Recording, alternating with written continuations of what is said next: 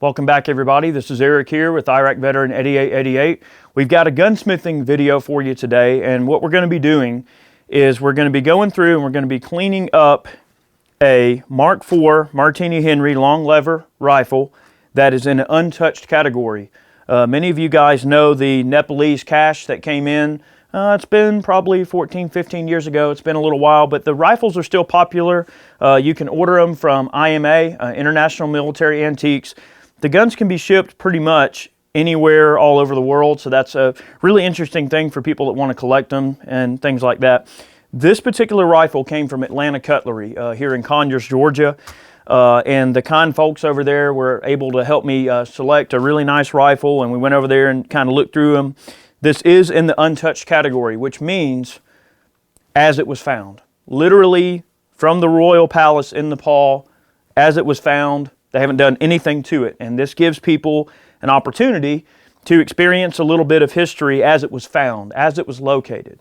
And it's a really special opportunity to be able to take an old antique rifle that was found in not really a status of neglect, but let's just say a status of probably less than ideal storage conditions, and kind of see if you can bring it back to life and get it shooting again. Now, Atlanta Cutlery, unfortunately, no longer has their inventory of Martini-Henry rifles anymore. They've all been sent back to IMA. So unfortunately now, if you want to get one, you have to go through IMA. They've kind of got a little bit of a monopoly on them right now. So unfortunately, if you want one, you got to go through them. So this video, all right, you've bought the gun, you've got an untouched Martini-Henry in a bag sitting in front of you. How do you take that gun and turn it from a goopy gun to a nice clean Mark IV long lever? This is one that we've gone through already and kind of done some basic cleaning on. It's not pristine, it's not perfect, but the stock retains some beautiful cartouches. The gun is mechanically sound and safe to shoot.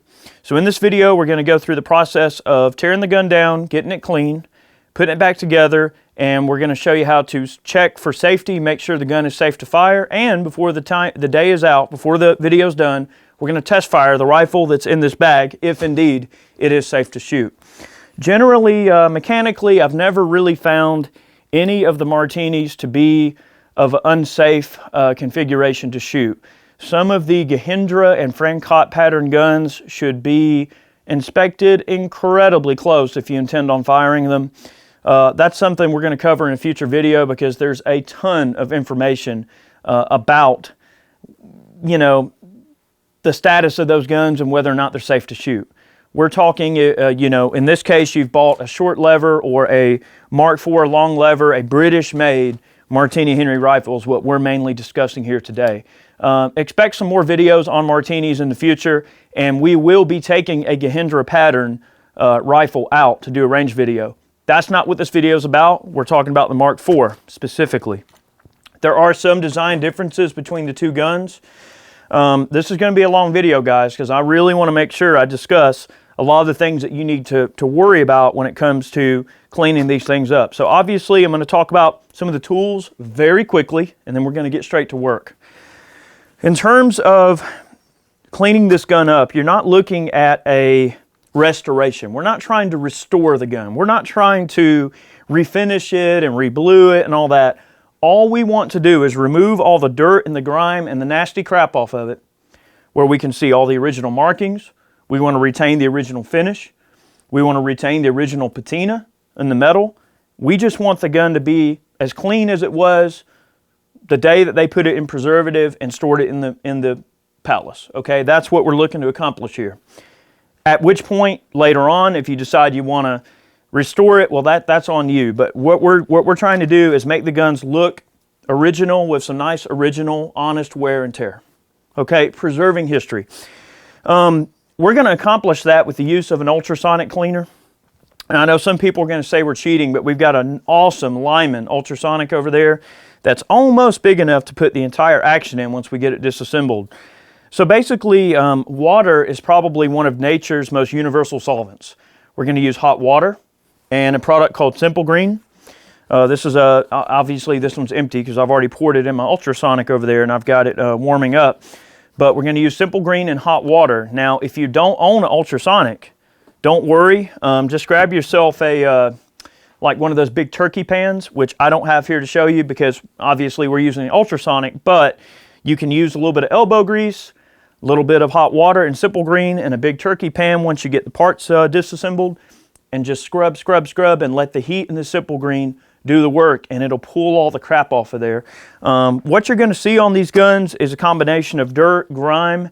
It's like a yak grease. Literally, it's kind of like their own version of Cosmoline, but I've heard people say that it's various amounts of derived animal fat and tissue. I mean, you're going to see hair, and there's all kind of random stuff caked on these guns, and the hot water and simple green will help lift all of that out of there. So let's say that you've gotten all the crap off there and you want to clean the stock. Well, what I use for cleaning the stock is a combination of a product called Crud Cutter, which is a really nice product. It helps cut a lot of the nasty grime and everything without harming the original surface of the wood in terms of the finish and everything. So you can use Crud Cutter on the wood, which Chad and I both have done in the past. You can use Murphy's oil soap. This is a product that I highly recommend for everything from furniture to restoring antiques or anything.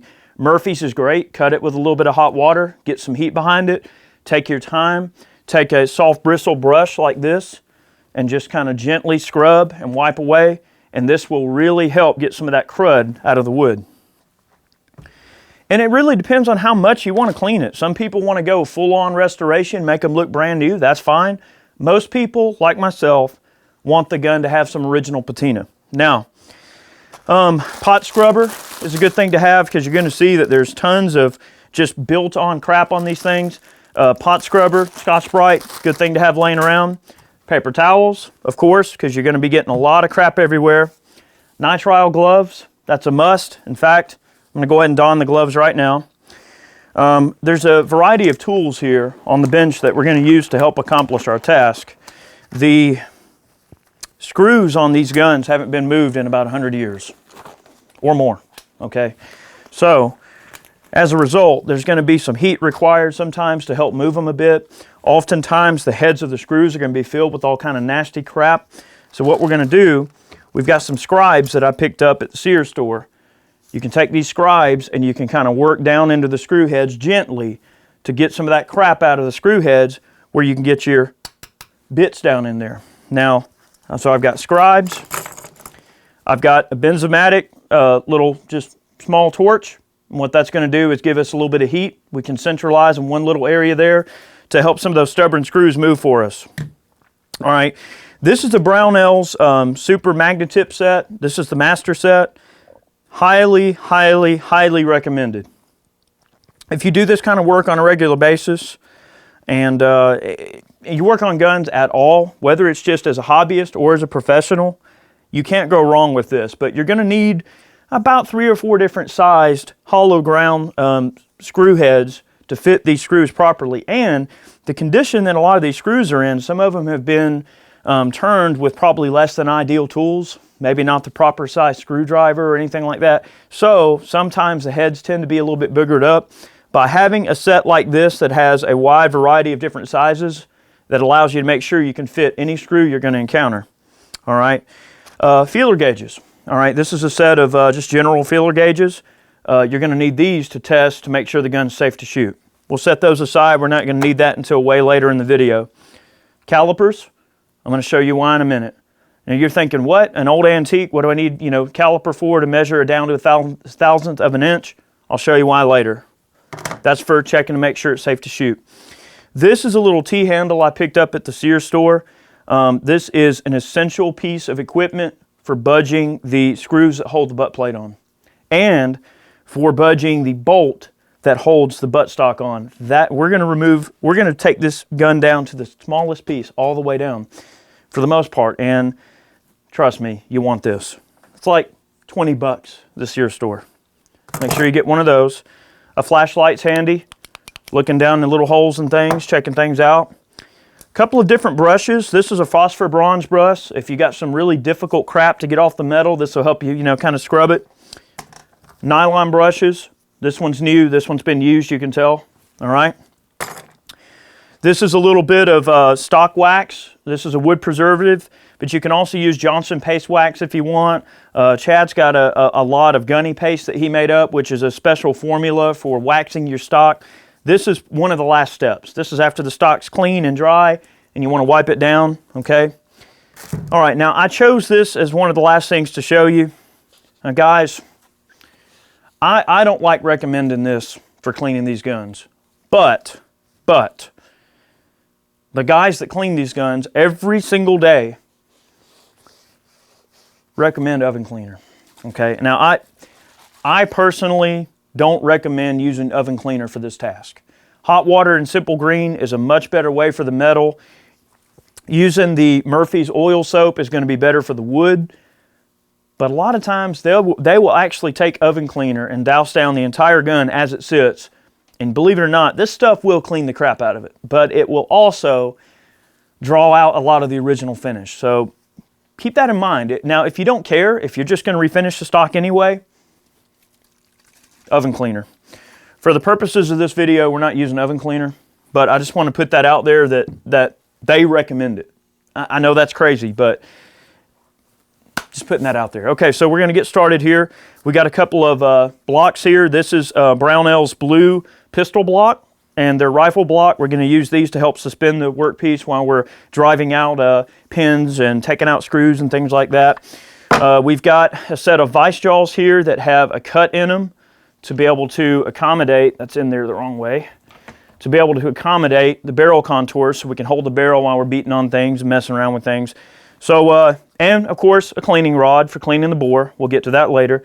So guys, you can pretty much see here that any well-stocked, home-based gunsmithing area, you're going to be able to pretty much, you know, take care of it. It's stuff that can be found around your house for the most part. A small little container like this is great. You're going to see why in a moment. So we're going to go ahead and get started. We're probably going to reposition the camera, but overall I'm going to unbag this thing, and we'll have a look and see what we can find under all this goop. All right, we're going to get to work, and guys, I'm going to try to work as I talk here, and that way we can kind of keep this video moving along. I have not touched this gun other than checking it out over at Atlanta Cutlery and selecting it. I have inspected the bore, so I wanted to make sure the barrel was straight and everything was good to go. I understand that many of you may not have that luxury available to you, especially if you're ordering direct from IMA. I don't know. I know they offer a hand pick option, but I don't know if they, I don't know what is entailed in that. I've never really done business with them before. All the guns that I've ever bought have been from Atlanta Cutlery. So they send it to you in a bag, unbag it. All right, this is fun. Bring the lever down. Okay. Inspect the chamber. Chamber's empty, although very caked in a bunch of nasty goop. What we're going to do is we're going to attempt to get some of these screws to move, but first what we're going to need to do is I'm going to grab just a little bit of LPS, really any kind of oil is fine. I'm just going to spray a little bit of oil in a couple of areas here. We want to try to free up some of this crap here, and you can see we've already got a screw showing. A little takedown pin has got a slotted edge. We can see that starting to show. And then we've got a capture screw right here that's starting to show. No problem. Grab yourself a paper towel and wipe some of this crap away. All right, so like I mentioned before, we're going to grab a scribe and just clear the screw head. There's a little bit of gunk in there, that's fine. We want to allow our screwdriver bit to make sure it's getting a nice full bite. We don't want to strip anything. I don't know what condition that this particular screw is in, so we don't want to mess anything up. This is actually a time screw that is made, not really a time screw, but a locking screw to hold the cocking piece in. So I'm going to grab my Brownell's Magnetip set here. And obviously what you want to do is you want to select a bit that not only fills the entire width of the screw, but also lays in nice and flat. So see that's a good fit. So we're just gonna give it a turn. You can see there's an edge that was broken there, so that means that this screw was actually already in the unlocked position. So we're going to leave it right where it is. We're going to grab a hammer and a punch, and we're going to remove the pin. It's a slotted pin that holds in the breech block. Come in at a little bit of an angle and start it just like that. Notice how it collapsed, kind of like a cotter pin. We're going to grab another block and just kind of rest it here because we do not want to break this stock, trust me. You don't want to have to locate one. We're just going to drive this right out. All right, so that parts bin I told you about earlier, guys. Start throwing your parts in that little tray there. And that'll keep them, from rolling all over the place, but two, it'll keep them from getting all that crap all over your bench. Take the lever, tilt the gun about at this angle, work the lever back and forth till the block falls out. Sometimes you may have to push like that, okay? Oh, I just love it. You guys have no idea. Look at that goopy guy right there. There's several parts to this. And I'll tell you what, before we move any further, we're going to disassemble the breech block. We're going to put the gun out of the way, and we're going to disassemble the breech block. But again, just like before, in order to get to the screws, we're going to have to take a little bit of oil and just grab a brush, and we got to free these things up where we can see what we're working with. So on the breech block, it's a good idea if you pay attention to what you're dealing with as closely as possible. These things are stored in a pretty heavy preservative, and they've got a bunch of crap on them, but underneath the metal's in pretty good shape. You can see again we've got another timed screw. We're going to grab our scribe, make sure the head is clear. See that? I'm just picking out little bits of crap there. That looks good. Grab our screwdriver here. All right, the same bit that we used on the capture screw on the side of the receiver will also be used for the breech block. And we're just going to, look at that, moving free like it was made yesterday. It wasn't made yesterday, I promise you that. You can see there, hopefully, in the shot, there's some crap there. But you can see where that timed screw forms a circle to allow our striker assembly to be brought out of there. Now, it's going to be kind of hard to find a screwdriver slot that fits that big thing because, for one, it's really wide and it's also real deep. It's a very odd size piece. So what we're going to do is just get about the closest thing that we can find to it, and we're going to very carefully pull it apart. My dogs are upstairs making racket. That's okay. Running around up there. All right, so we're going to gently turn.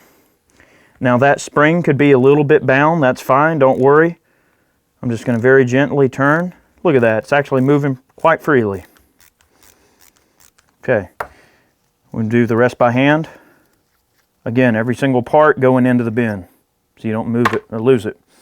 The striker, grab a punch, push the spring right here, the striker will come out. Look at that.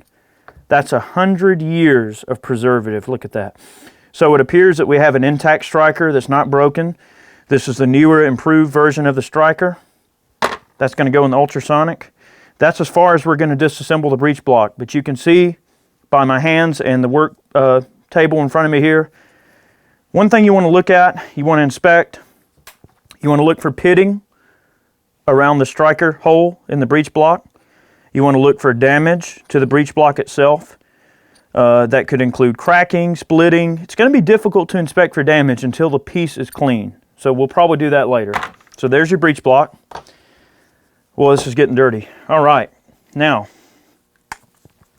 we're going to get the rifle back over here, and we're going to remove the striker.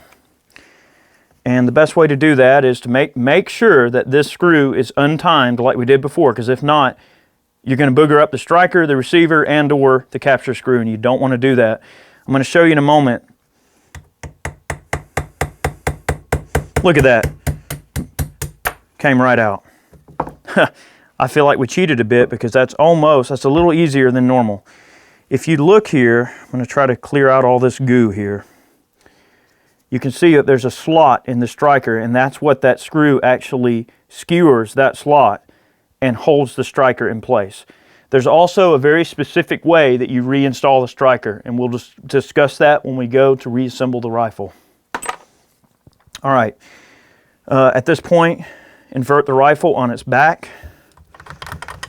a little shake, and your striker cocking mechanism, basically your sear, will come right out. Throw it in the parts bin. Now, there's one thing here I've noticed, that we do have some damage to this rifle. Now, that's something else I want to mention here, is that these rifles were stored in a varying status of disrepair. Some of them are excellent, some of them are bad, and some of them are anywhere in between. Remember that hair I told you guys about earlier? Look at that. Some yak hair. Okay? We're going to clean this. And what I can see here is that we've got a screw that is damaged. The head's been broken off. It's probably not really going to matter when we go to reassemble the gun. It's just going to have a broken slot. There is one little wedge here that I can probably still grab gently and get it out of there. So we're just going to wipe down the side of the receiver. Just a little bit. This is a rather large screw that's broken on one side. Now, the cool thing is if you do encounter some of these guns that have bad parts in them, you can replace this screw. It's not a big deal. The head of this screw is poking out to a degree where I would almost be willing to bet that it may not even be threaded in at all. We might be able to push it out from the other side. So I'll tell you what, I'm going to do that. I'm going to give it just a little bit of persuasion. Okay, it does have a few turns on it. That's okay. This screw holds the trigger mechanism in. So what I'm going to have to do is I'm just going to have to grab just a little set of pliers here. There is one nice well-defined flat. We're going to give it a little bit of a turn. Using care not to damage the receiver.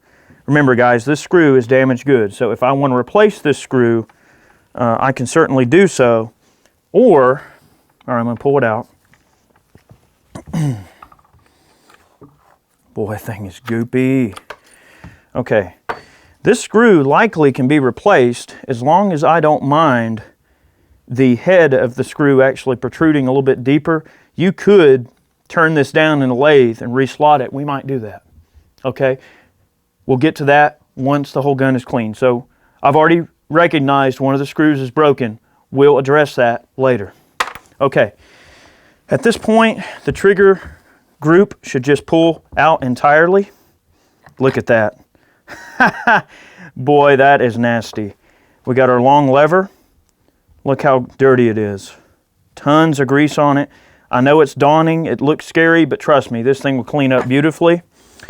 The extractor, this is the improved extractor, the longer fins on the back. So it's got the improved striker, improved extractor.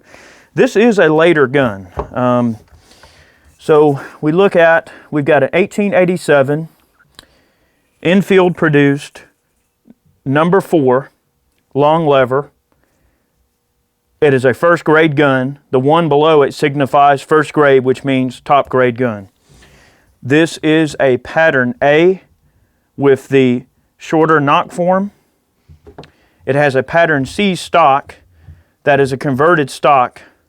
And this is actually an older Mark I stock because it's got a plug on the end for sling mount. A little bit of interesting nerd knowledge for you.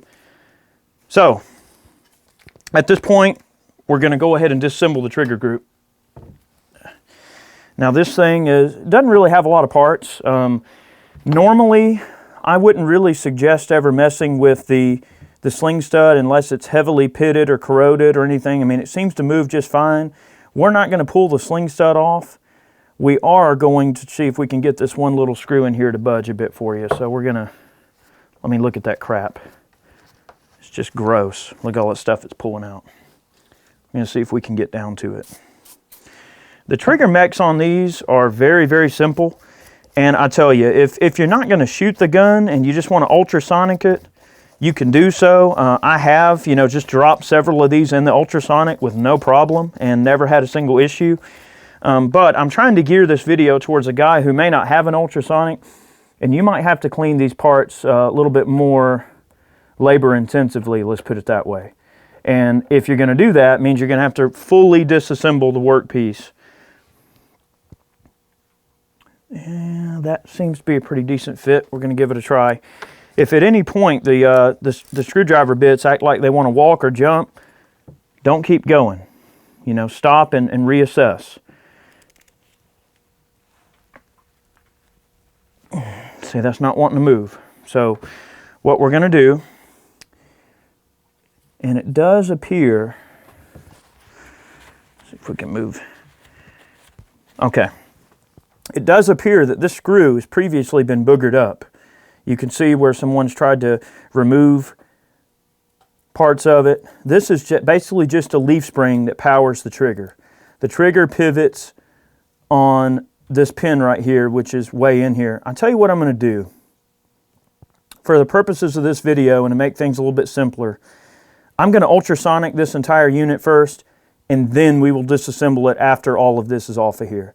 If you are in a position, along with me, say you're restoring a gun and you're at this point, dunk this in some hot water with some simple green and scrub it off with a brush if you don't have an ultrasonic. We're going to sonic it and then we'll pull it apart later. All right, so now is kind of the fun part, and I should say the unfun part. All right, so we've got the guts out of the rifle. Now we're going to work about trying to get the stock off of here. Now this is going to be probably the hardest part, is removing the stock, because there's a lot of screws here that are seized up. Oftentimes the screw heads are in various status of disrepair. Some of them are really messed up. We're going to have a look. We're going to start by removing a cleaning rod, if you've got a cleaning rod that's present, if you're lucky enough to get one. This is a proper Mark IV cleaning rod, but in my defense, I went out of my way to make sure I had the proper rod. We're just going to set it to the side because it's going to go in the ultrasonic. Grab your punch. The front barrel band also has a bayonet lug. You can see it's right here. I'm going to try to not really worry about any kind of heat yet. I'm just going to give this pin a little punch here and a little smack and see if we can get it to move.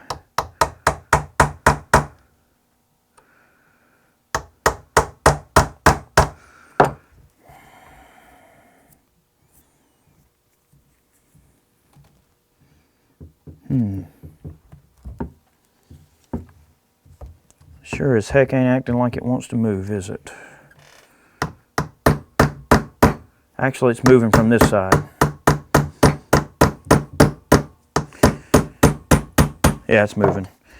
All right, so we're going to drive this pin out. Don't be afraid to hit it. All right, luckily that came right out. The pins oftentimes have a good bit of pitting, which is probably one of the reasons it didn't want to move. It was probably, you know, you got to remember, this hasn't been moved in 100 years. All right, in the bin, we're going to give the stock band just a slight pull. Little wiggle, look at that, coming right off. Don't worry though, we're not out of the woods yet. This is going to get worse. All right, we're going to move to the next stock band. Oh, I hate these stock bands. They really are a pain in the butt. This is where you're certainly going to have to get some heat involved, but you want to kind of you want to work the transition of what you're putting onto the gun up accordingly. So we're going to start with the brush and a little oil, and we'll just grab our scribe. You see this thing's coming in handy, and we're just going to see if we can free this guy up. All right, we got a slot here. Now, I can't believe I didn't mention it in the earlier part of the video, but guys, if you got an air compressor, it's going to come in vastly handy. Grab your air compressor and just see if you can free up all that goo out of there.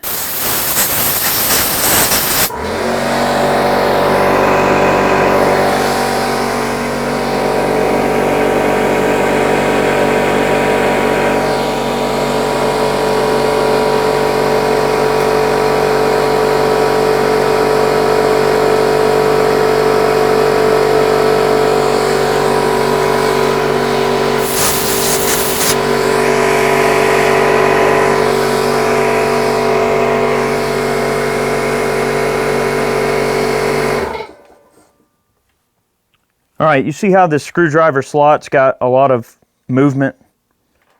You don't want it wiggling in the bottom of the screw slot. So I'm going to put him off to the side, and I'm just going to grab one, have a look here.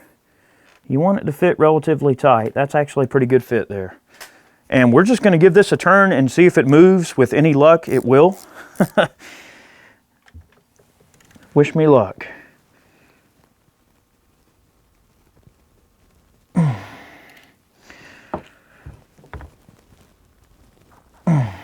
Boy, thing is seized up.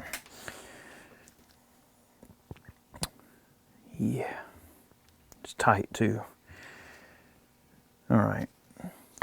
Well, plan B, we're going to go back to the other side where the threads go into the band, and we're just going to see if we can free it up from the other side. And we're just going to have a look here. We're probably going to end up having to run a little heat on it. We're not going to get crazy with it.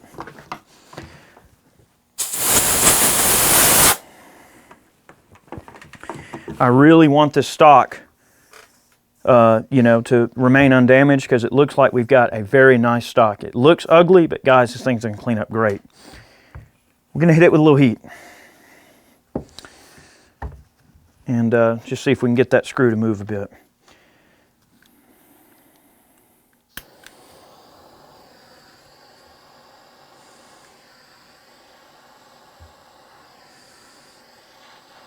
Don't worry, it's not going to hurt the wood.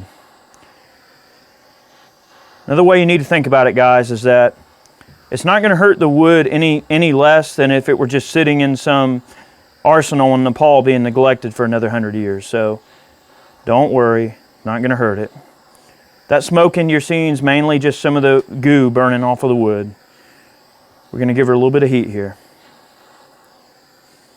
All right, I don't want to get any more. We're getting just a little bit of scorch in there. All right, let's see if this screw will move now.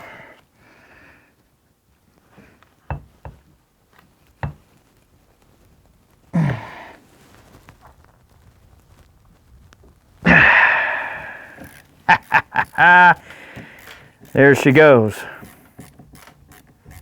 Okay. We're going to give it a little bit of a tap here.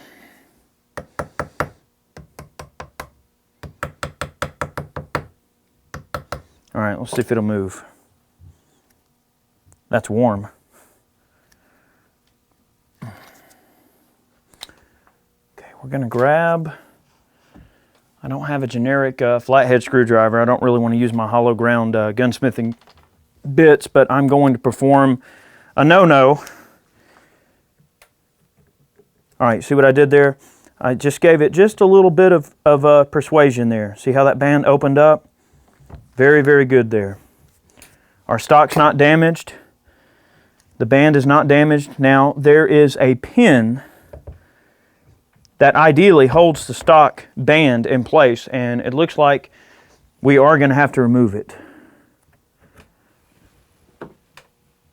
Well, we don't have one, okay? So this gun didn't have it. That's fine. I'm just going to slide the band right off. Don't worry, we're not out of the woods yet. This gets worse.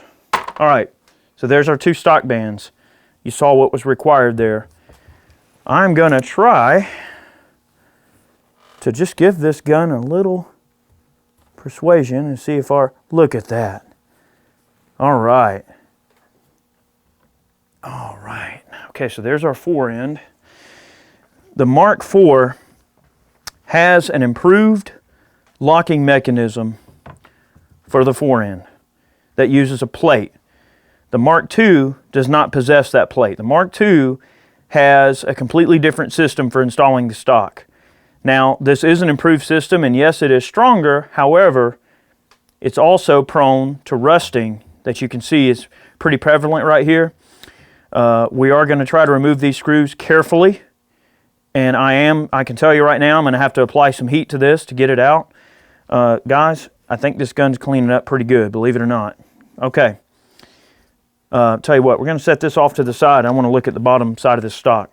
Now, or the barrel. Now, something to mention here is that a lot of times these Mark IVs will, really any of them, Mark IIs, Mark IVs, Gahindras, any gun that's in some type of preservative or not, can have pitting along the wood line. Those pits generally are not going to cause too much of a problem unless they're really, really deep. So don't worry about it. We're not going to inspect for pits right now because you can see, like a lot of people will go, oh, that's rust. Guys, that's not rust. It is actually, it's just preservative. So see, if I take this grease and I rub it a bit, I just want to show you guys quickly before we move on. Guys, there's good barrel under there. So see, you notice just that one spot where I cleaned it up. Now, if you're cleaning by hand, you can use a little bit of oil, hot water and simple green, a brush, and get to scrubbing, just like I did there, and it'll clean it right off. So you can see where the bluing is wore off, where it was exposed to the elements, but no pitting. So we'll get this cleaned up later.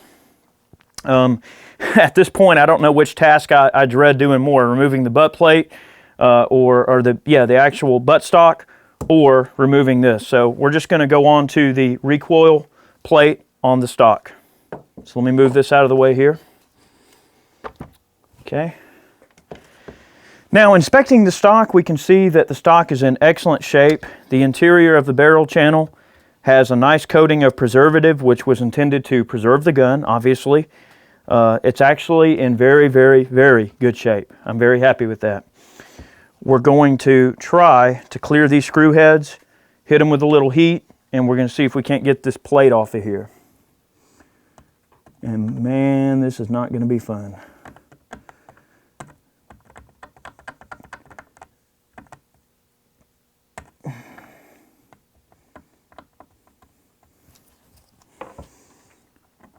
And I've had varying amounts of success with this part of the operation. I mean, sometimes they come out just fine, sometimes they strip, sometimes the wood's rotted out underneath.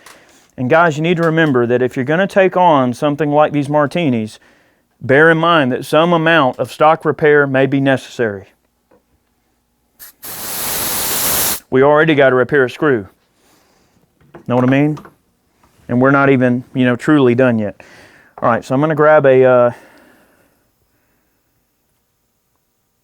that's actually a pretty good fit. All right, we're going to see if we can't get one of these screws to move. If not, we're going to have to hit it with some heat. I can almost guarantee you we're going to have to heat these up to move them. Oh, look at that. Well, that one came out. That was almost too easy, which makes me wonder if maybe the wood's rotted out underneath. I hope not. Because most of these guns, I intend to shoot them. I don't clean these up for no reason. I like to shoot them. All right, so let's see if this front one will move.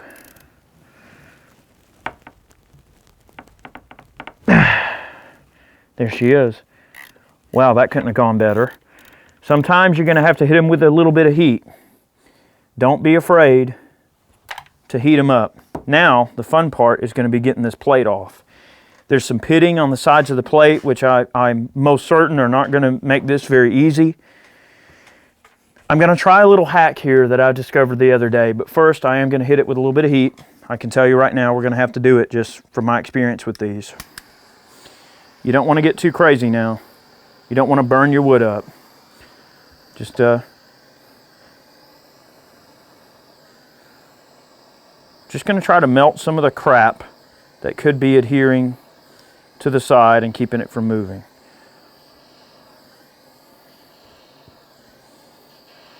Nice and easy. Nice and easy. Pretty little clouds.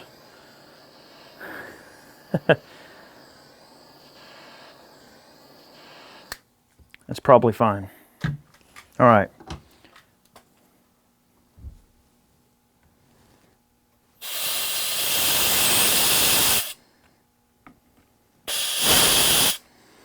The other day, I was cleaning on one of these things, and I took my air nozzle and poked it down in this hole and gave it a squirt of air, kind of like that, rapidly, and this plate went bloop, popped right up. Your mileage and results may vary. We're going to see if we can't just give this thing a little tap with the mallet.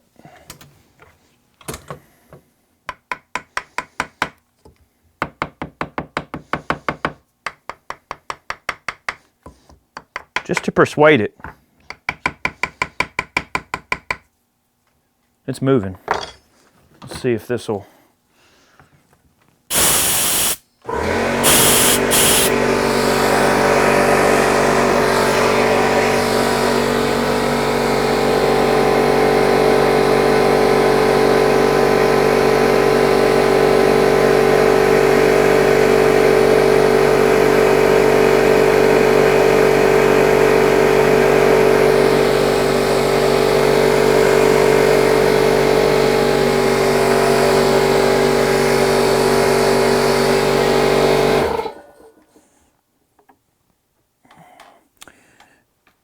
You'll notice here that this section right here is made out of wood. All right, so this is a wooden knock form that fits in the front of the receiver. This is the metal plate that's a reinforcement plate. It's actually intended to pivot because there's a locking surface in the stock as well. It keeps the stock from moving. So you don't want to do this number. You don't want to try to hit it this way. You're going to crack the stock. You want it to pivot either from the front. You want it to pivot either from the front down or from this area down. So I'm going to try to just give it a little bit of persuasion. Now this is kind of hard because I don't have this in a vise because of the way we're trying to film. I'm just going to see if I can get this to move for you guys here.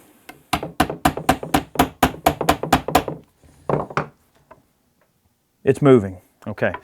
At this point, we're going to move over to the vise because I want to hold this workpiece successfully here. So we're going to get this thing chalked up and go ahead and get it removed. All right, we're going to give this a little bit of a whack and see if we can get this plate to come out. Oh, well, there it went.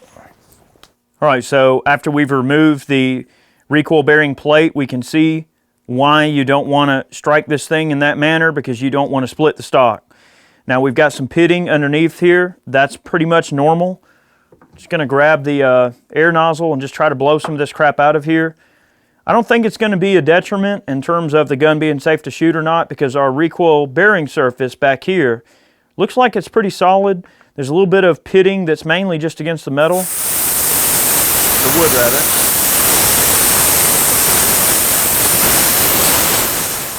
We do have a little bit of damage on the stock, which is definitely to be expected. It's mostly solid though. It's really not that bad. What we're getting right here is actually pitting that's kind of come loose off of the metal and just sort of formed itself to the stock. We're not going to get too excited about removing that because that's just more to have to fill back in. Now, if you wanted to, you could repair this. If you notice, the plate kind of drops in place and you've got a noticeable space up here. You can repair that if you want. The screw holes here are solid enough to work just fine. And if you want to repair it, you can. And from the purposes of me and this being a shooter, I'm going to leave it alone. So there's your stock. We'll clean that in a moment. This is going to go in the parts bin.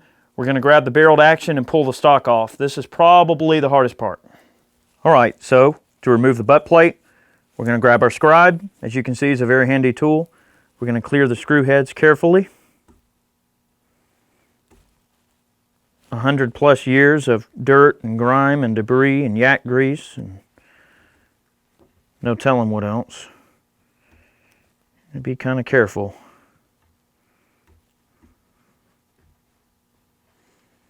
It's probably enough to turn that thing. Now the butt plate screws I've found can be anywhere from easy as heck to move to stubborn. This is probably, I want to say, maybe the 5th one of these that I've done. So I've done a few in my day. I just love them. There we go. Okay. Grab this thing. I know the compressor's going to pop back on, but okay, not too bad. All right, I'm going to find a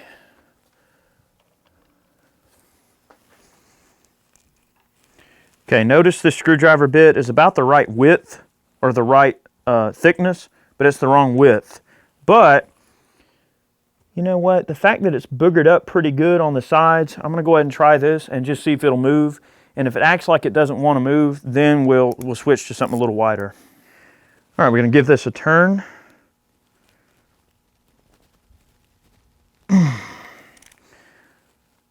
There it is. It's a brass screw. Pretty cool. That was easier than most. In the bin. Bottom screw. Hopefully it moves just as easy. Oh, wow. Well, that doesn't offer any resistance.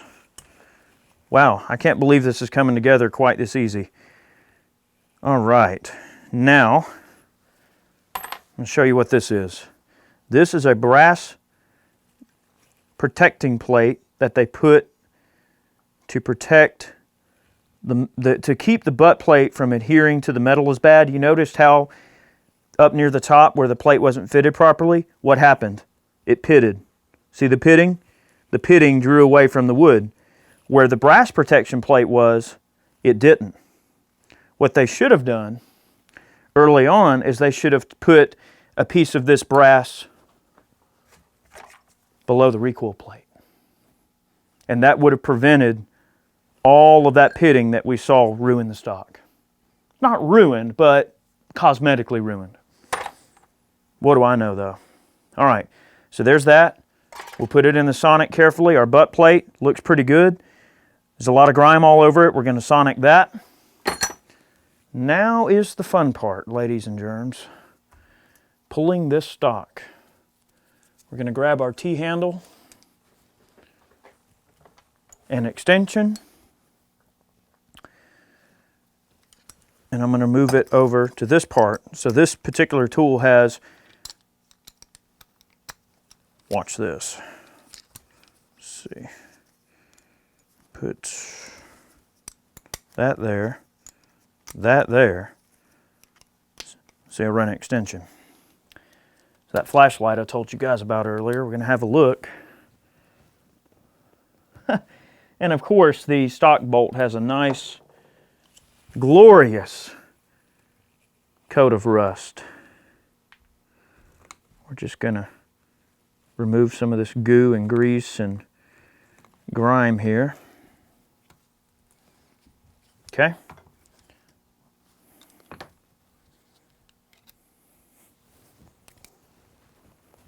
We're just going to give it the old try here.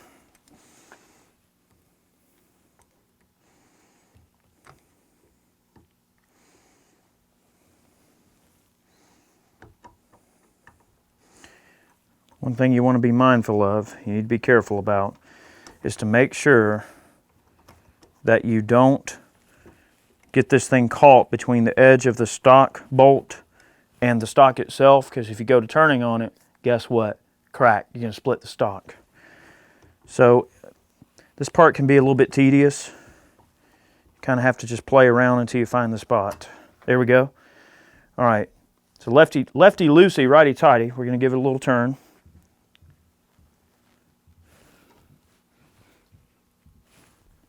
Move just fine. In fact, we don't even need our special tool.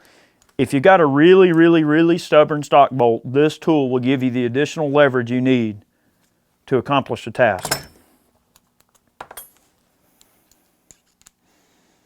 In this case, our standard Brownells driver is going to work just fine. I'm going to find the spot there. I'm not looking. I'm just trying to feel for it. There we go. Give the stock a gentle pull, kind of wiggle a bit.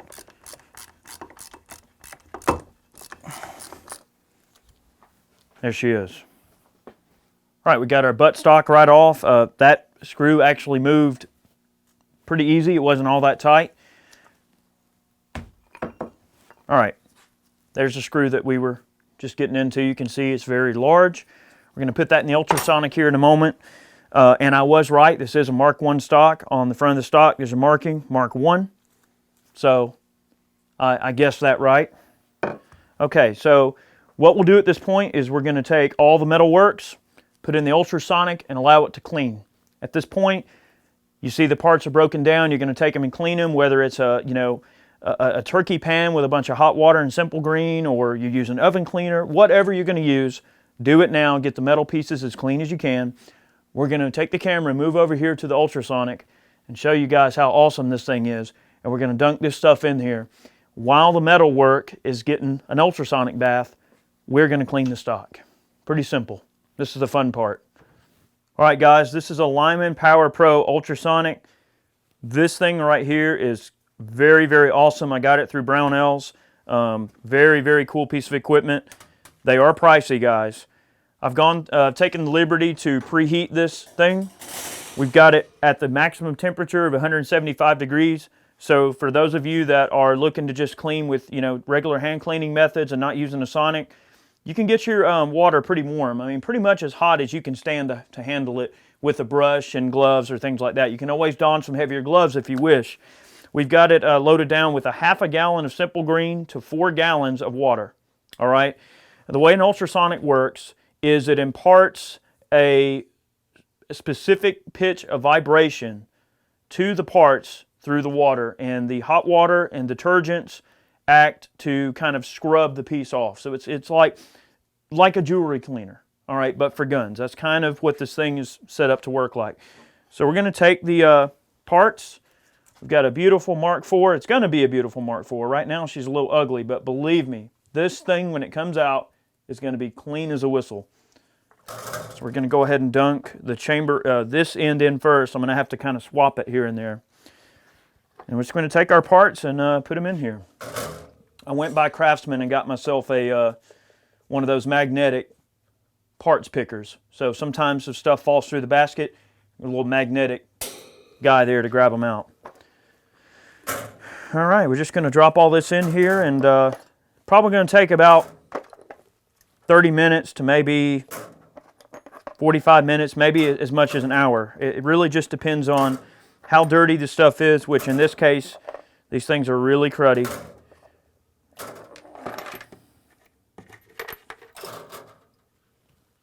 Go for it. All right, we got all the guts out of the rifle, the barreled action over in the ultrasonic. We're going to let it do all the work for us. Of course, if you're doing it by hand, a little bit more tedious, but there's more than one way to skin a cat, or in this case, clean up a martini. We've got a very, very nice stock set here. Believe it or not, there is a stock under all this grime, and this thing has been neglected for 100 years. We're going to go ahead and clean it up a little bit. There's a couple of different ways we can go about it. I do have some warm water here, actually pretty hot water, and Murphy's oil soap, a little bit of pot scrubber. Okay, that's a steel pot scrubber.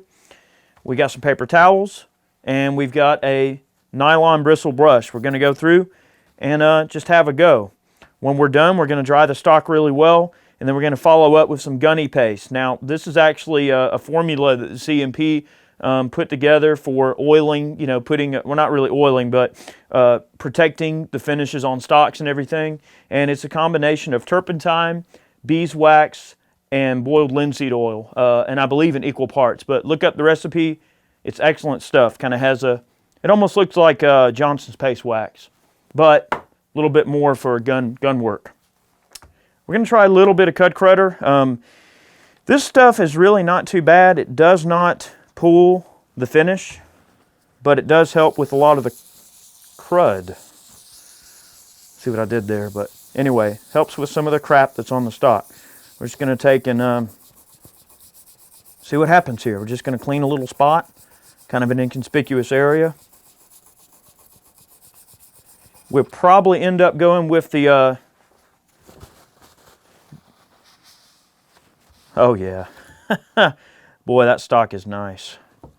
Yeah. You can see it cleaned up real nice there already.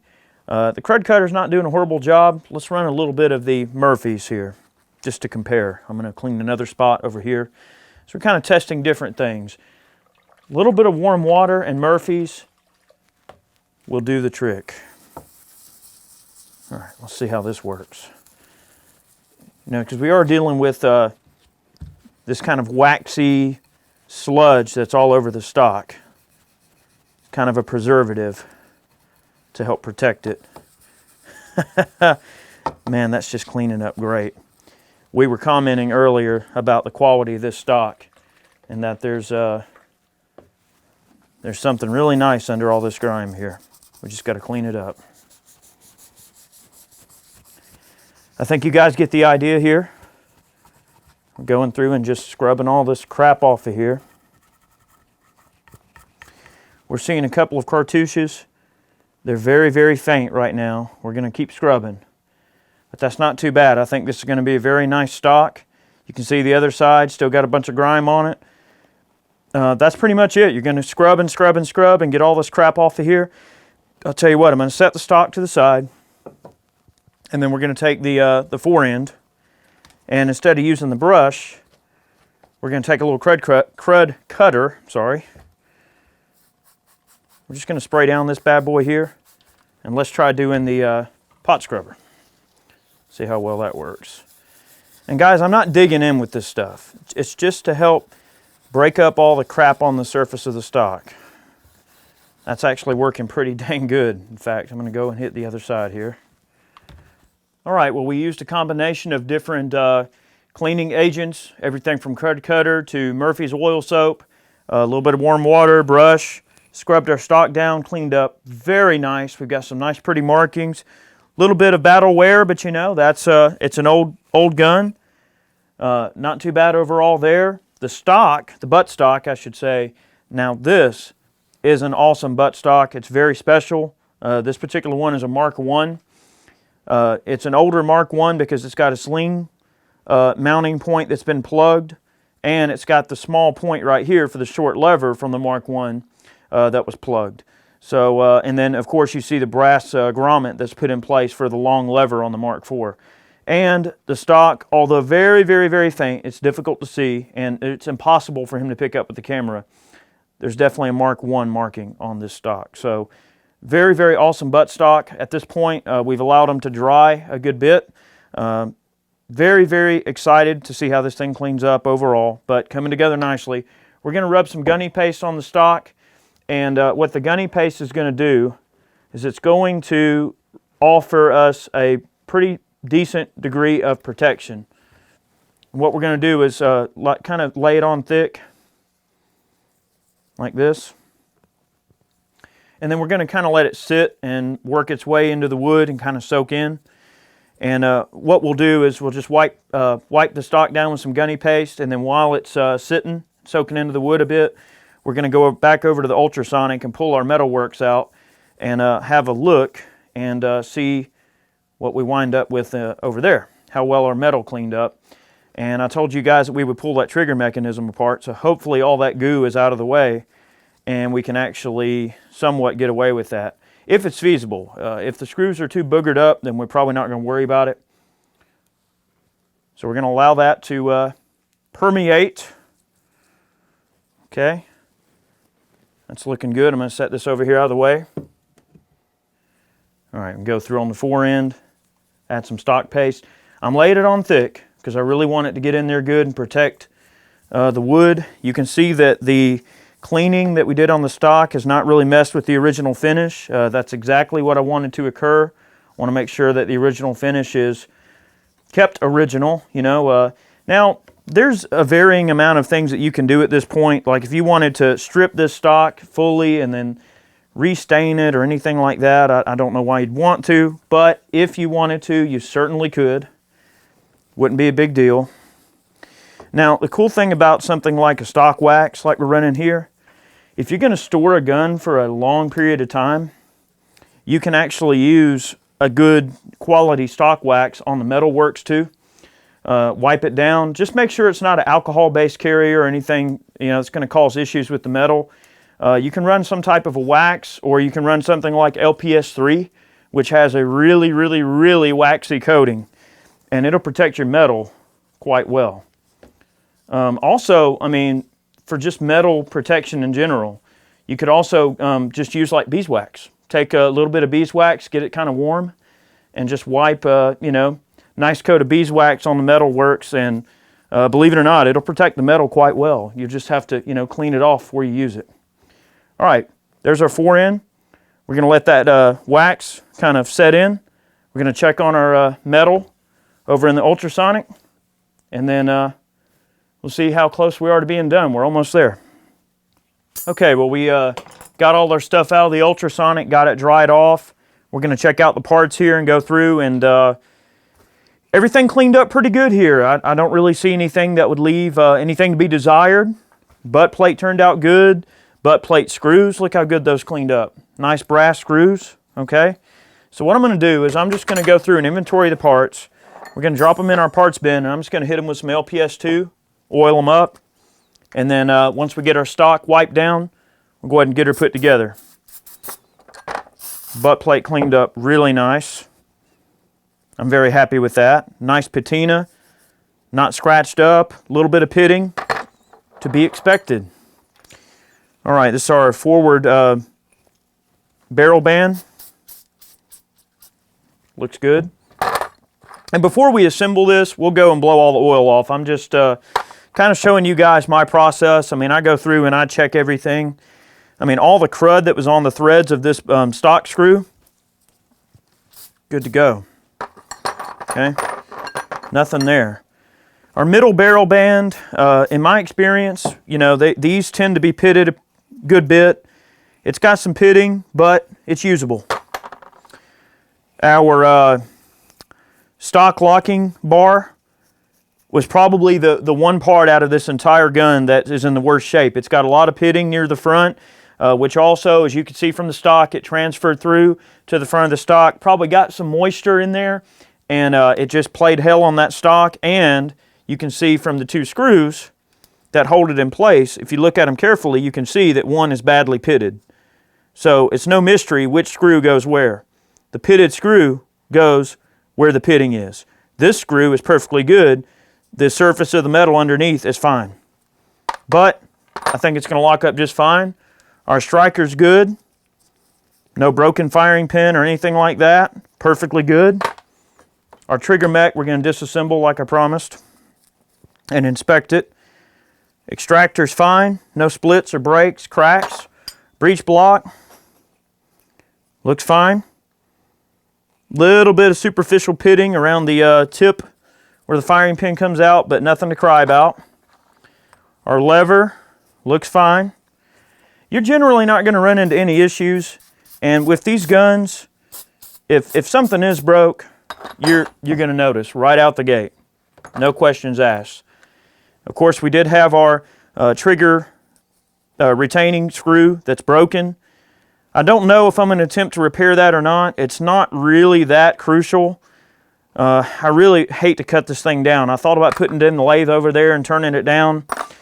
Here's the thing about parts, guys. Before you go grinding on parts or trying to play around with different parts, consider that IMA offers many of these parts for sale individually.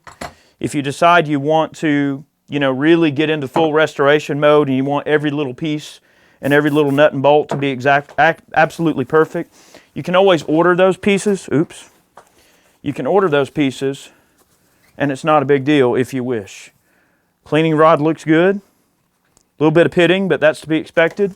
All right, the barreled action itself. I remember telling you guys earlier that underneath all of that crud was a barrel, and there it is. A little bit of pitting, but guys, this is definitely not the worst one I've ever seen. Normally I have to go on these things and hit them with some Scotch-Brite to try to clean them up a little bit, but in the case of this barrel, I don't even think we have to worry about it. We're just going to spray some oil on it.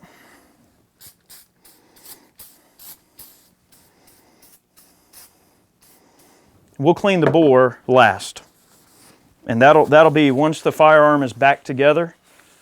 We'll clean up that bore last.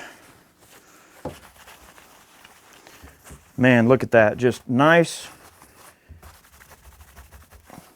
even patina. Gently used, but not abused.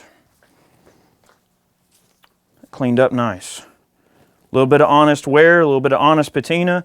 As expected, the underside of the barrel where, you know, nice bluing that's still intact. You can see what color the original bluing was, and then on top, some nice even wear and tear. All right, I promised you guys we would take the trigger group apart. It's really easy. It's simply a trigger with a leaf spring that powers the trigger. Easy. So now that we can actually see what we're dealing with, we're going to grab our... now this screw worried me a little bit because it was kind of boogered up a bit, but we're going to very carefully There we go.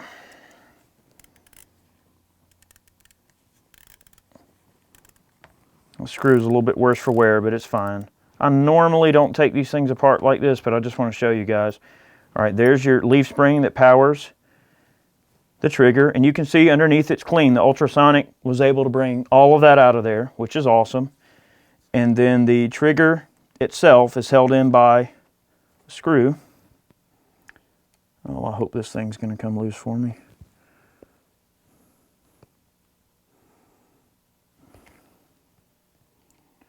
Well, that is one boogered up screw. Let me grab a different bit here. Like I say, I typically only pull these apart if I'm expecting to run into some sort of a problem, or if it doesn't work or something like that and a part needs to be replaced. I just wanted to show you guys. Okay, hopefully this is going to come out.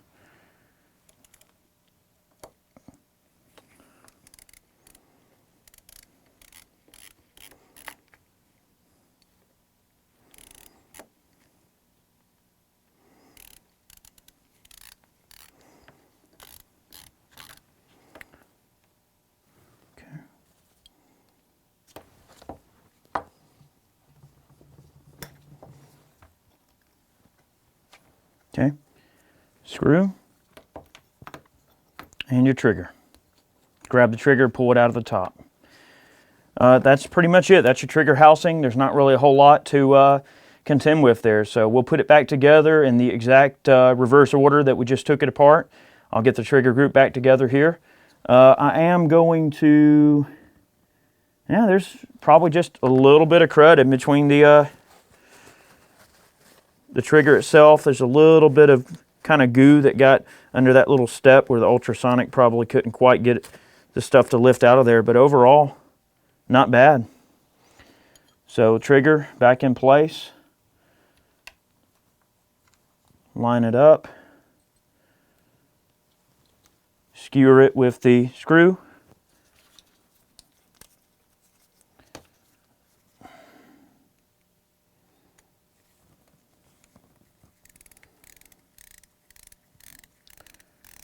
And tighten the screw. I'm probably never going to take this thing apart again because that screw is on its last legs. But like I said, if you guys want to specifically, you know, take on something like this, you can certainly do it when it comes to, yeah, calling up IMA and getting replacement parts. So don't worry about that. That screw is boogered up pretty bad, but you know, it's going to be fine. See if I can get this back together without destroying the screw here.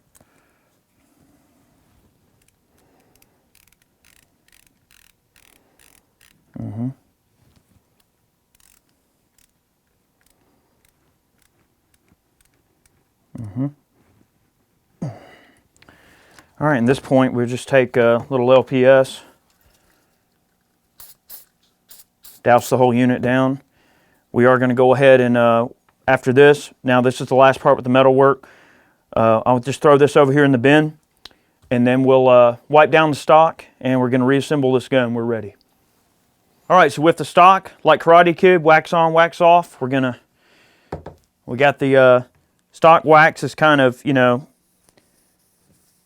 sat in there a little bit. We're just going to take a nice clean cloth here. Actually, it's an old t-shirt. Don't tell anybody. Man, that cleaned up great. Look at that. Nice, beautiful Mark I stock. Just begging to be used again. Resurrected from the turmoil of neglect. All right. Beautiful stock, okay? Got our coat of wax on it. Same thing with the, ooh, slippery. With the 4N. Just wipe down all the wax off the 4N. Yeah, that looks great. Gonna be just fine. And there's a lot of little subtle things on these rifles that if you pay close attention, you'll see kind of little damn it moments that people have. when it comes to, you know, armorers that were working on these things back in the day. A good example, and what I see on many of these guns. Make sure this channel's wiped down real good. You don't want to leave too much crap in there that can cause any issues down the road. You'll see little things like these indentations you see right here. That's probably from where guys have had a difficult time getting the stop bands off, and they go and they beat against them and everything. So you can see little subtle things like that that occur. If you pay close attention, you can see those kind of arsenal damn it moments that occur. This gun is ready to put together. So we're going to move over here to the vise, and I'll show you guys how I do it. All right, before we move over to the vise, we're just going to put our little recoil plate back in place. And like I said, out of this entire restoration, I say restoration lightly, this entire cleanup, we got that one little nasty area on the stock where we got a little water damage, but other than that, not too bad. Since I know that that heavily pitted screw likely came out of the front, we're just going to go ahead and put that one in first. And with any luck, this thing might be solid enough. Now, this is kind of one of the times where you're going to have to kind of make some decisions as to what you may or may not want to do.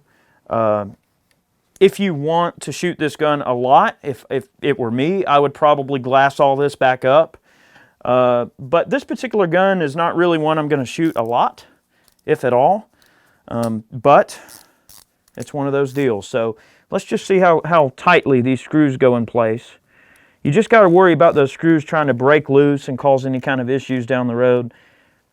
That screw is holding nice and tight. That's not going to be a problem. If that forward screw locks down just fine without giving, you know, pulling or giving me any issues, see, that's no good. See that, guys? See how that screw just turned right in?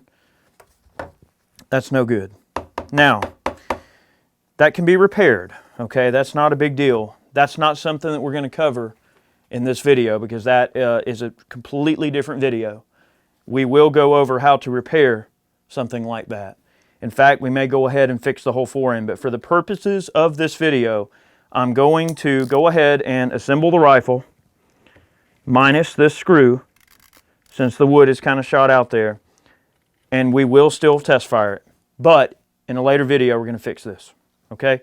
For now, let's just assume that that screw came down nice and tight. That is the only detrimental thing on this entire gun that I've seen so far, other than the one little busted screw. All right, we're going to take our barrel bands and put it back on. The stock dropped on just fine. Got to have compressed air to be able to blow all this oil off of there.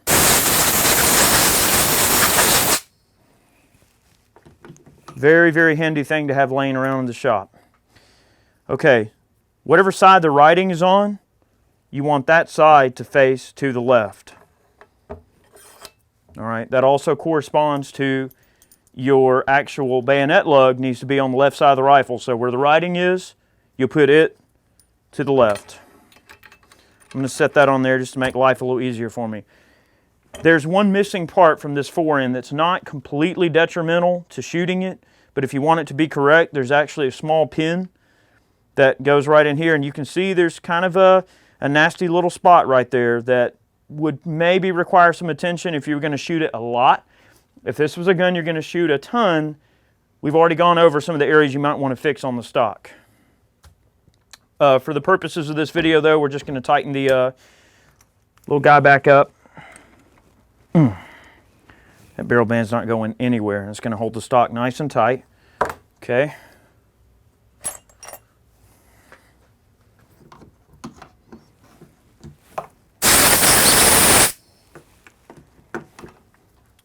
Okay. We're going to drive this pin back in.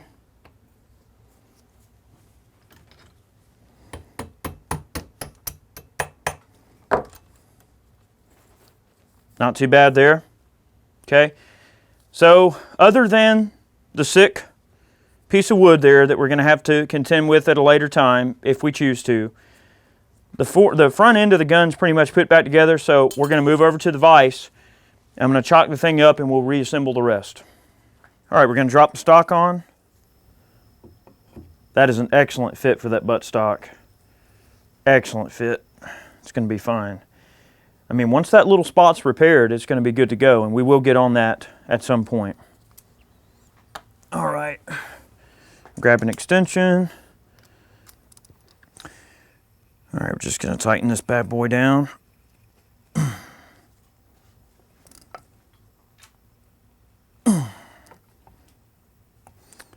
Awesome. Okay, looks like that buttstock laid on there nice. We got our brass protection plate, our butt plate,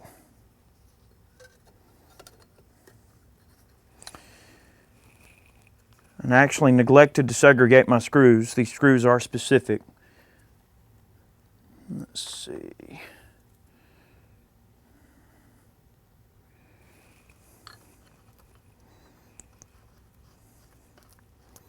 Put that in there and just have a look and see how they sit in there. I can't ever remember which is which. Well, I know they're specific, but you'll know because one will look funky when you tighten it down. So let me grab a bit here. Pretty impressed how well those butt plate screws cleaned up, and this buttstock, this whole end of the gun just, you know, you can't win them all. Sometimes you're going to get some that are, I hate to say, real turds. Yeah, it's a proper screw. Laid in there beautifully. And then sometimes you're going to get some that are diamonds in the rough. You just, unfortunately, you can't ever tell until you get the gun apart and have a look. But that's the fun of it. Yep. That was laid in there really, really nice. All right, so there's our buttstock. Everything's good. We're going to set the gun aside, assemble the breech mechanism, and get the gun back together. We're almost there. All right, well, the trigger group, lever, everything's good there. We put the trigger group back together earlier. Cocking piece we don't need till later. In terms of just the bolt, these are your main components right here, just these 4 pieces. But there's a specific way that this thing needs to be put together in order for it to work right. Striker, spring. And you noticed earlier when we pulled this thing apart, it was a real turd, okay? Overall, not bad. That is a Mark III improved striker, which is great. Nice strong striker. Again, make sure that this capture screw is where the position of the round cut is unimpeded here. Take this piece, put it in there. Try to start it by hand if you can. Sometimes it can be difficult to get started. All right, once you start meeting some resistance, you'll got to grab a screwdriver, just fine. Grab this guy again. Dang LPS all over my hands makes it slippery. Okay. Okay. Put that back together. You're basically going to screw it in until it lines up like that. You'll be able to see where it perfectly lines up flush. And then you're going to have to kind of just play with it and get it in just the right location. Right there, so that you can take this guy right there and just give him a turn to hold that bad boy in place. Turn it righty-tighty. You want it to tighten, and you want the concave cut to be opposite of the convex cut. All right, but you're not done yet. You notice the striker has a slot in the bottom. That is for this tumbler to grab it and pull it back, the sear, okay? What you'll need to do, there's a flat on the back of the striker. You want to turn the striker. I'm going to turn it right here so you can see. You want to turn the striker so that it's in this position right here. You notice that one side is shorter, one side is longer. You want the longer section to be on the bottom of the bolt, of the breech, or you won't be able to cock it. All right, so there's an assembled breech block. Everything's looking nice. We're going to go ahead and pretty much we're ready to assemble the gun, and I'm going to show you guys how to check it for safety, and we are going to test fire it. Let's do it. If it's safe to shoot, of course, but it should be. All right, the mechanism for this rifle is not as complicated as it looks. We do have a broken screw here that I've addressed already from earlier. We're not going to be able to repair it today, and I'm not going to be able to replace it today, but I am going to be able to kind of rig this thing up, at least to show you how the firearm is reassembled. And it'll probably hold together just fine for us to perform a test fire as well, provided we pass all safety checks. It's really easy. Grab the trigger mechanism that we've already reassembled. Grab the lever. Stick those two together just like that. Hold them together. Grab the ejector. Stick it in right there. The way this whole system operates is when the lever is actuated downward, it recocks the rifle and drives the breech down. When the breech is driven down, it pushes down on the ejector and pulls the cartridge out of the chamber. It's a really, really simple, easy mechanism. It's nothing to it. So just like I'm holding these pieces right here, kind of just line them up, stick them in the bottom of the rifle. Okay. Everything should lay in there nice and neat, which it is. Okay. Grab our damaged screw here, which of course, ideally, everything would be hunky-dory and good to go. We're going to skewer. You have to kind of play with it. Make sure that it goes through the ejector and through the trigger guard to the other side. You shouldn't really have to hit it. I mean, the little baby tap, just like I did right there. Now, I know I'm committing a cardinal sin, but I'm doing this because I want to be able to assemble this rifle for you guys. I'm going to grab this broken screw head carefully without scratching up the gun. I'm just going to gently twist it so it gets a couple of threads here so that we can at least get this thing together for you guys. Probably going to opt for ordering a replacement rather than trying to fix the one that's here. It's going to be just fine. All right, so to continue the assembly of the gun, obviously this would be flush. We have a broken head on this screw. Drive it into, or screw it in until it's flush with the receiver, and you'll see that it fits flush with the other side. It's a little bit shy. I know it is. All right, it's fine. All right, so once the trigger guard, everything's in place, grab your striker slash sear. This cocks the striker. Place it in there in this position with this up and this down towards the bottom. Kind of like that. That's what you want to see. All right, very simple. What you'll do is you'll squeeze the trigger, and that will allow it to move forward. And the tip, of course, this is very difficult because I'm not really holding the gun the way I would normally be holding it. You want to allow the lever to go all the way forward, and you want the striker to be roughly in the same position that the cocking arms on the actual lever are in. All right? You're going to carefully place the cocking indicator in the left side of the rifle, right side of the rifle, right to left. I'm looking at it backwards. And just kind of push in and twist. Wow. I can't believe that went in on the first try. Wow. All right, so you're going to kind of push in and twist and give it a little tap. There it is, okay?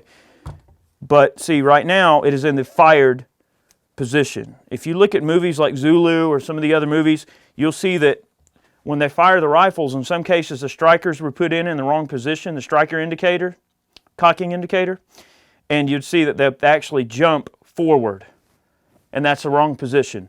This is the fired position. Now, if I did my job right, when I pull the lever down, it should cock this and it'll stay there, even without the breech block in. Watch. Okay. Now, in order to put the gun back together, obviously, I can't have this in this position because that means that the channel that would normally engage the striker and pull it to the rear is engaged. I can't do that. So if you run into that position, squeeze the trigger, push it back forward. Okay, now to put the breech block back in, it's really easy. Leave the lever closed like I'm holding it right here, and bear in mind I'm doing this from a very, very awkward position because I'm trying to show you guys. Place the breech block in, nose first, push down, pull the lever back as you push.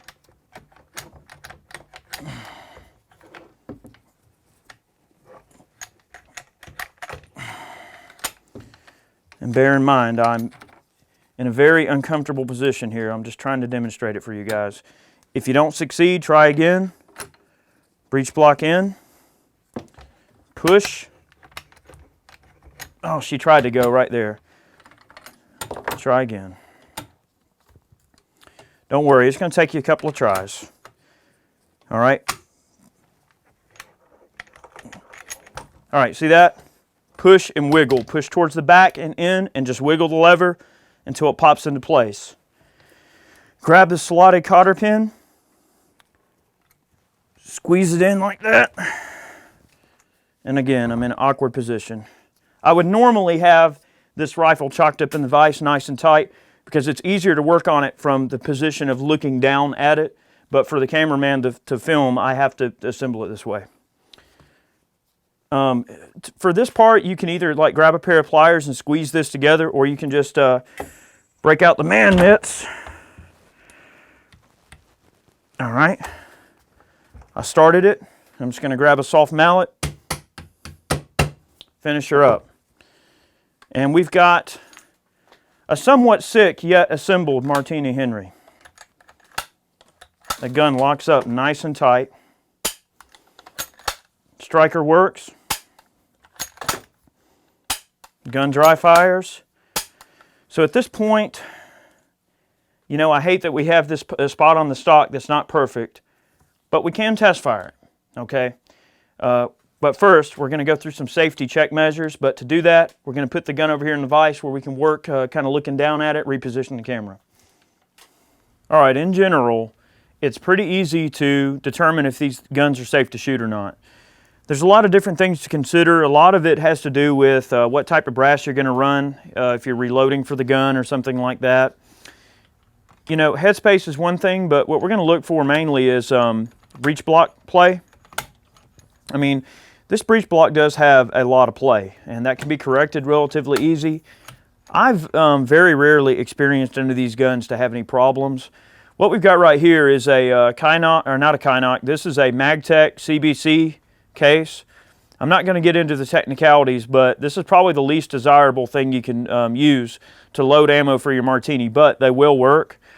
They headspace a little bit differently than, say, a old Kynoch case or anything like that. So we're going to put a piece of brass in the chamber. We're going to grab our feeler gauges and we're going to go for 6 thousandths for a start. We're going to see if we've got 6 thousandths worth of play between the rear of the brass and the breech block. Barely. It barely eats it. Not too bad, okay? 6 thousandths is kind of where you want to start out at. It should not completely eat 10 thousandths. So let's have a look and pull one of those up.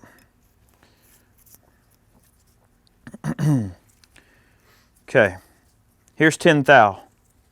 Technically, this is kind of what you would consider no-go.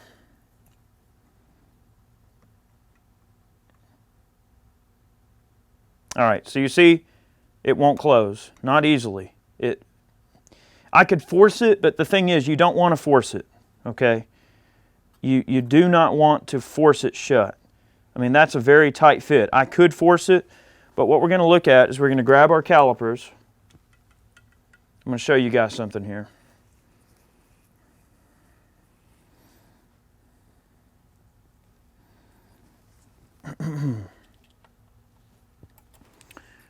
Okay, we're going to grab our calipers like this. We're going to hold the whole unit together. And what I'm going to do is I'm going to squeeze the breech block shut. And I'm going to get a reading here. Okay. That's starting to give me some resistance right there. About right there. Okay. I've got 374 thousandths. All right, remember that number. Well, our ejector works, doesn't it? This is a Kynoch case. Yes, it's primed, but we're not going to cry about it. Okay. The dimensions on these cases are a lot different. They headspace at different levels. So we're going to stick the same 10 thousandths in there with a Kynock. All right, it's giving me some resistance right there, which the lever is obviously open much more. So we're going to open up. So remember, 374 thousandths, or 375, you know what I mean. Okay, we're going to hold the unit in the same measure here, at the same point on the breech block. All right, now we're going to close the breech block until we reach some resistance. All right, there's our spot. See the reading? So you're talking about roughly 200 thousandths difference in travel that the breech block, now that's just breech block travel up and down, but that's to give you kind of a visual reference of the difference between a CBC case and like an old Kynock. Now, remember, in terms of headspace, these guns were made before there was any kind of an official headspace measurement, and the original Martinis were intended to fire a iron-based case with a Japan rolled, like a foil rolled case. So they weren't really concerned so much. It just needed to chamber reliably, shoot, and extract reliably. So in terms of shooting them in modern times like we do now, that's kind of what you're talking. You know, if the gun won't even lock up on a 6 thou, you're probably in really good shape. If it'll close without any resistance on a 10 thousandths, I probably would consider neck sizing your brass after you shoot. It's not unsafe to shoot, but that's something to consider. Now, if it'll eat, 12, 14 thousandths, something like that, you might want to suspect possibly not shooting that gun for any extended period of time. Now, could you shoot the gun? Sure you can. Of course you can. So this gun's pretty much good to go. We're going to go out back, test fire it. We did do some cleaning on the bore earlier. It cleaned up beautifully. Let's shoot it. All right, well, we're near the end of our video here. We've cleaned up our Mark IV. I do want to make one little amendment to earlier. I have repaired the stock. I mentioned earlier that I was going to shoot the gun with the stock in a poor condition. We went ahead and repaired the stock already, but we made a separate video about that, so stay tuned for that. We've got the stock repair video on the way. We did film the process that we used to fix the stock. We filled in the wood rot and everything. I've slugged the bore. It's right where it needs to be for this 468 diameter pill. We're going to do a separate video on bore slugging later, especially on these Martinis. It's a little weird. This is the first shot this rifle has likely fired in over 100 years. So full power military load. And I trust it. Here we go.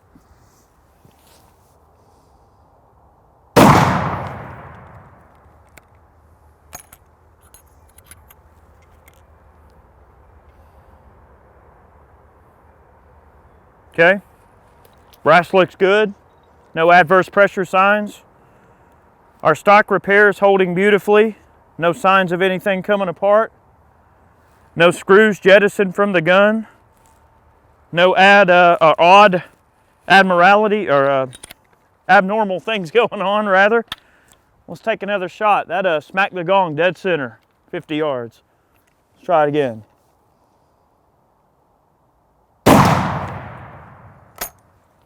All right, I'm going to pick up the pace.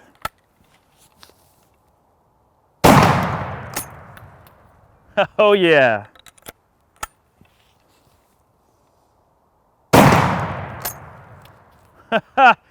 Well, that 85 grains does the trick. Stock's holding beautifully.